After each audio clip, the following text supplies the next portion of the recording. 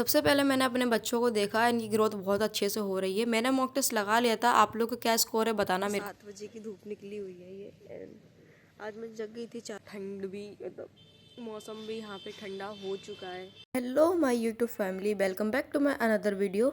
मेरी सुबह हो गई थी 4 बजे एंड उठ के मैंने करी अपनी स्टडी टेबल की थोड़ी सी सफाई, जिसमें बुक्स वगैरह को अरेंज करने के बाद मैं लेकर बैठ गई थी अपनी एमपी जीके के जो मेरे नोट्स बने हुए थे, मैं उसकी सबसे पहले रिवीजन करूँगी। क्योंकि मेरा एक टारगेट होता है सेल्फ स्टडी कम से कम 8 से 10 घंटे की होनी चाहिए। उसमें मैं जो नोट्स वगैरह बनाती हूँ वो टाइम नहीं नोट करती हूँ, क्योंकि जो नोट्स वगैरह बनाती हूँ वो टाइम मैं अलग से नोट करती हूँ। बाकी 8 घंटे के आसपास तो कभी कभार मेरा ऐसा भी होता है 7 घंटे की स्टडी होती है, कभी कभार 8 घंटे की स्टडी होती है, कभी 10 घंटे की भी हो जाती है।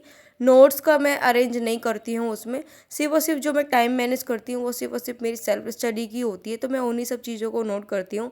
तो मेरी लगभग लेके चलो तो 12 घंटे के आसपास स्टडी हो जाती है, अगर मैं नोट्स वगैरह को लेके चलूँ। अगर मैं नोट्स वगैरह की टाइमिंग को हटा दूँ तो मेरी 8 से 10 घंटे की स्टडी आराम से हो जाती है। इसलिए मैं नोट्स नोट डाउन करने की अपनी कोई वीडियो वगैरह नहीं डालती हूँ कि क्या है क्या नहीं है उसमें, क्योंकि नोट्स वगैरह क्या है, सब लोग अपने अपने तरीके से नोट्स वगैरह बनाते हैं। मैं अपने तरीके से नोट्स बनाती हूँ। मेरा जो तरीका है वो अलग है, किसी का तरीका अलग होता है। तो हर एक एस्पिरेंट का अलग अलग तरीका होता है नोट्स बनाने का। लेकिन मैंने काफ़ी वीडियो में अपने नोट्स भी शेयर करेंगे किस तरीके से मैं क्या बनाती हूँ क्या नहीं बनाती हूँ। एंड जो मुझे डाउटफुल क्वेश्चंस वगैरह होते हैं, ये मेरी एरर नोटबुक है, इनमें ही सारे के सारे मैं क्वेश्चंस को ऐड करती हूँ, लिखती रहती हूँ और इसी को बुक से ही मैं रिवीजन वगैरह करती हूँ। एंड ज़्यादातर मेरा यही होता है कि मैं मैप के थ्रू स्टडी करूँ। एंड मैप के थ्रू स्टडी करने से मेरा एक फ़ायदा ये होता है कि मुझे सारे के सारे ज़िले पता चल जाते हैं कि किस संभाग के पास कौन सा ज़िला है एंड किस तरीके से क्या है। एंड आप देख भी सकते हैं यहाँ मेरे साथ भारत का मैप भी लगा हुआ है। भारत के मैप में मुझे, अगर आपको दिख रहा हो तो एमपी का मैप भी सामने दिख रहा है। और इसमें मैं यही सर्च कर रही थी क्या जो भी 3 नए संभाग बने हैं वो इसमें हैं, जिसमें से मुझे एक तो दिख गया है, बाकी मैं बाद में इसको नोट करूँगी। लेकिन आप लोग मुझे कमेंट सेक्शन में कमेंट करके बताना कि 3 नए संभाग एमपी के कौन से बने हैं एंड 53वां 54वां 55वां कौन कौन सा संभाग है, इन किससे अलग हुआ, ये आप मुझे कमेंट सेक्शन में कमेंट करके बताना। बहुत तेज की नींद आने लगी थी तो मैंने सोचा फेस वॉश कर लेती हूँ। और देख सकते हो कितनी प्यारी धूप निकली है। सुबह 7 बजे की धूप निकली हुई है ये एंड आज मैं जग गई थी 4 बजे के आसपास। तो पहला स्लॉट मैंने लिया एमपीजीके का। उसके बाद नींद बहुत तेज़ की आने लगी थी। मैंने कहा फेस वॉश कर लेती हूँ एंड छत पे थोड़ी सी विटामिन डी ले लेती हूँ। एंड मौसम बहुत प्यारा हो रहा है। नहीं यहाँ तो ठंड भी मतलब मौसम भी यहाँ पे ठंडा हो चुका है। मज़ा आ रहा है मतलब थोड़ा सा धूप में बैठ के। तो सोच रही हूँ कि 10-15 मिनट का रेस्ट ले लेते, गैप ले लेती, धूप में बैठ लेती हूँ।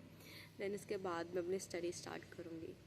तो मैंने अपना पहला स्लॉट कर लिया था कंप्लीट एंड मुझे थोड़ी सी लगी थी भूख, तो मैंने अपने लिए उबाला आलू एंड उसके लिए मैंने बनाया फिर ब्रेकफास्ट, क्योंकि मुझे थोड़ी सी ना भूख लग रही थी। एंड ये सोच रही थी कि नींद भी आ रही, क्योंकि जल्दी जग गई थी ना, काफ़ी दिनों से जल्दी जगने की आदत हुई नहीं मेरी।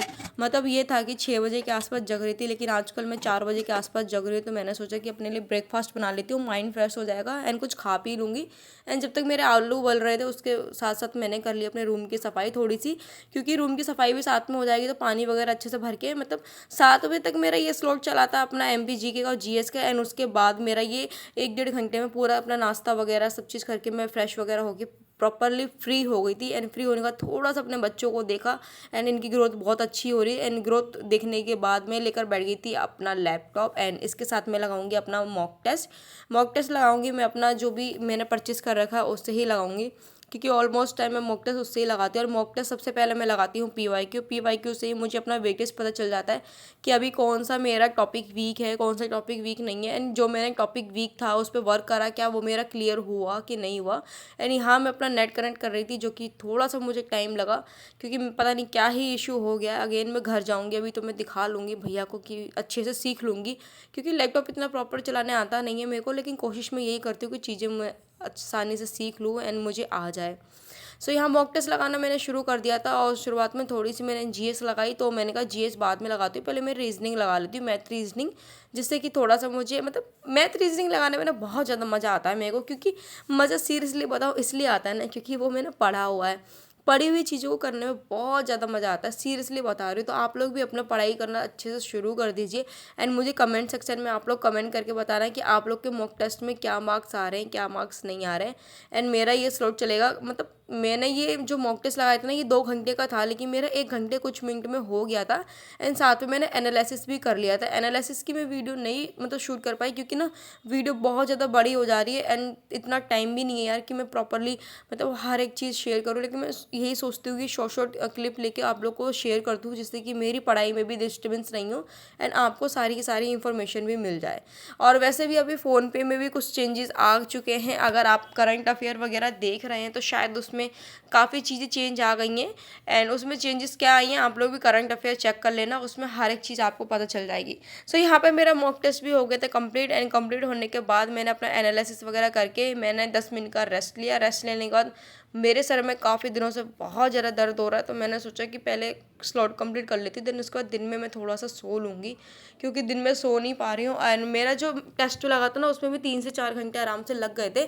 मैंने टेस्ट लगाने के बाद अपना 15 से 20 मिनट का रेस्ट लिया था एंड उस रेस्ट में मैंने कुछ खा पी लिया था। खा पीने के बाद फिर से मैंने अपना एनालिसिस करा, इसलिए मुझे वो 4 घंटे के आसपास लग गए थे। एंड यहाँ ले रही हूँ मैं मैथ की क्लास। एंड मैथ की क्लास ले रही हूँ मैं अपनी आदित्य रंजन सर की, जो है मेरी एलजेब्रा का मतलब क्या ना, थोड़ा सा मुझे लास्ट में जो है ना वो मुझे प्रॉब्लम हो रही है। ऑलरेडी मेरे पास अलजेब्रा के नोट्स बने हुए हैं, लेकिन मैं सोच रही हूँ कि थोड़ी सी एक बार दोबारा से क्लास ले लेती हूँ, क्योंकि जो मुझको प्रॉब्लम हो रही है ना, या मेरे को जो दिक्कत हो रही है या मैं कन्फ्यूज़न हो रही हूँ, तो वो सब चीज़ें मेरी क्लियर हो जाएंगी। क्योंकि अलजेब्रा में नोट कर रही हूँ कम से कम 2 क्वेश्चन के आसपास तो आ ही रहे हैं एंड 2 से 3 क्वेश्चन आ रहे हैं। तो मैं सोच रही हूँ कि इसको अच्छे से क्लियर कर लूँ, 2-3 नंबर मेरे पक्के हो जाएंगे।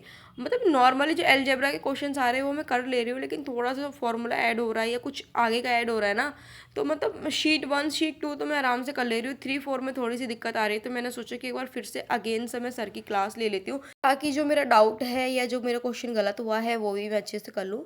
एंड नोट्स वगैरह में भी मैं यही करती हूँ, जैसे नोट्स में भी अगर मुझे लगता है चीज़ें ऐड करनी है तो मैं ऐड कर लेती हूँ। क्योंकि क्या होता है ना कि हम जैसे मैंने ये क्लास ले ली, उसमें हो सकता है कि मैंने कुछ चीज़ छोड़ दी हो या सर ने अभी कुछ चीज़ ऐड कराई हो, तो मैं यही मतलब 2025 की ही क्लास है ये, और ये 2024 के नोट्स बने हुए हैं मेरे। तो मैं यही सोची थी कि अगर कुछ चीज़ ऐड करनी होगी तो मैं इसमें अपने नोट्स में ऐड कर लूँगी। जैसा कि आपने देखा भी होगा, मैंने अभी कुछ चीज़ ऐड भी करी है। एंड अगर मुझे नहीं लगेगा या नहीं ऐड करना, तो मैं नहीं ऐड करूँगी, सिर्फ और सिर्फ रिविज़न करूँगी। एंड यहाँ मेरा जितना भी फार्मूला रखा हुआ है, मेरे पास फार्मूला बुक भी है सर की, लेकिन जो मेरे खुद के हैंड के नोट्स बने हुए हैं ना अलजेब्रा के, वो मैंने ओपन कर लिया है, जिससे कि मुझे देख के पढ़ने में ईजी आसानी हो जाए। क्योंकि सर ने जो नोट्स बनाए हैं एंड जो उनकी बुक बनी है वो उनकी लैंग्वेज में है, हालांकि हमारी ही लैंग्वेज में है, बहुत ईजी से समझ में आती है, लेकिन जो मैंने लिखा है वो अपनी लैंग्वेज में, जैसे 2 का स्क्वायर करके हम उसमें 2 माइनस कर देंगे, या इसका स्क्वायर करके ये माइनस कर देंगे, ये अपनी लैंग्वेज में है। तो मुझे इस तरीके से ज़्यादा आसानी होती है चीज़ों को समझने में, तो मैं इसी तरीके से अपने नोट्स वगैरह बना के समझ लेती हूँ। आई होप कि आप लोग भी अपने नोट्स वगैरह बना रहे होंगे एंड आपको चीज़ें समझ में आ रही होंगी। एंड कोई भी डाउटफुल क्वेश्चंस वगैरह होते हैं तो आप लोग मुझे कमेंट सेक्शन में कमेंट करके बता सकते हैं कि दीदी ये क्वेश्चन डाउट है, आप मुझे उसका सॉल्यूशन दे दो, तो मैं डेफिनेटली उस चीज़ का सॉल्यूशन दे दूंगी। अगर मेरे को नहीं आएगा तो मैं किसी से पूछ लूँगी, लेकिन आपको सॉल्यूशन ज़रूर मिल जाएगा। मैं नहीं दूंगी तो भाई कमेंट में कोई ना कोई तो आपको दे ही देगा, तो इस तरीके से आपकी स्टडी अच्छे से हो जाएगी। एंड जल्दी जल्दी मैं अपना टेलीग्राम चैनल भी बना लूँगी। सो मेरा स्लॉट यहीं कंप्लीट होता है एंड वीडियो में यहीं एंड करती हूँ।